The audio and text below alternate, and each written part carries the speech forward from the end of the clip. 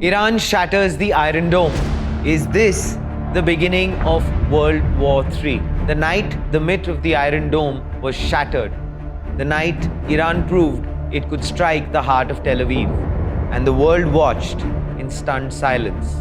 This is Front Page by AIM TV. Let's try to break this down for you.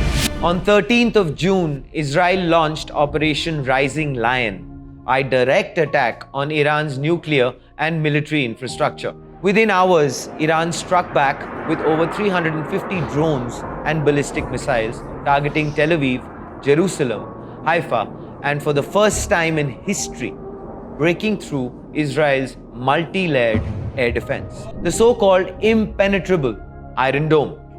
It blinked. A widely circulated clip shows an Iron Dome interceptor looping back, hitting its own launcher. Others show explosions near the Kirya, Israel's military headquarters. The IDF admits it. 5 to 10% of Iranian missiles did get through. The question is, were they allowed to?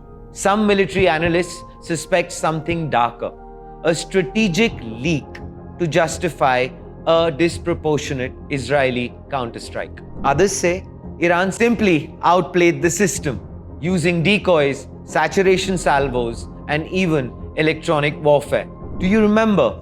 Iron Dome was designed for Hamas-style rockets, not hypersonic Shahab missiles flying at Mach 5. Israel's full defense net includes Arrow 3, which intercepts in space. David's Sling targets mid-range cruise missiles.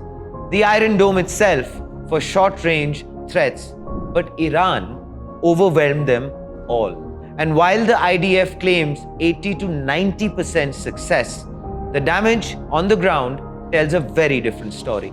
Tehran's retaliation didn't just hit cities. It struck power plants, gas facilities, and military bases. 24 Israeli civilians are dead, hundreds wounded. Israel hit back even harder. Over 150 sites in Iran were targeted. More than 224 killed, including 9 nuclear scientists. And the attack on IRIB, Iran's state TV.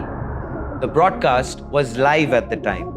And yes, if you've seen the footage, the anchor ran off mid-show. With the conflict spiraling, Donald Trump cut short the G7 summit. His warning: evacuate Tehran.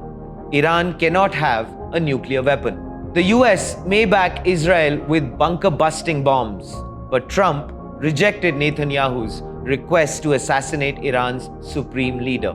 Still, the threat is clear. Tehran burns, Tel Aviv bleeds, and the Middle East edges closer to a point of no return. Meanwhile, India walks a diplomatic tightrope. The SCO condemned Israel's attack on Iran. India chose silence. Why? Because India loves Israel but buys oil from Iran. Weapons from one, energy from the other. Strategically, India has too much to lose.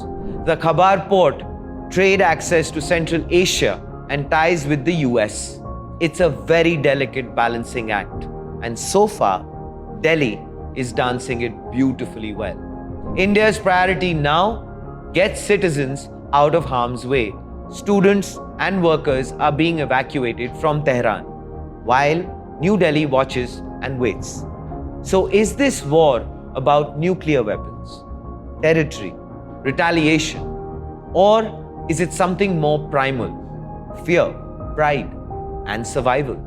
One thing is clear: the Iron Dome may still stand, but the legend has cracked. And in a world where no defense is absolute, the age of illusion is over. This is Front Page by AIM TV. Like, share, and subscribe. And always remember, think AI, think AIM.